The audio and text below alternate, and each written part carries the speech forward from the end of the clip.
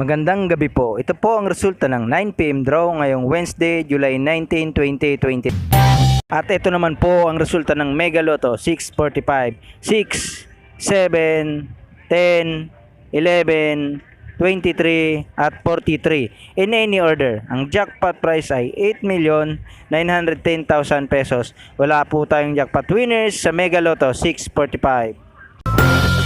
At ito naman po ang resulta ng Grand Lotto 655, 17, 22, 28, 47, 48 at 55 in any order. Ang jackpot price ay 29,700,000 pesos.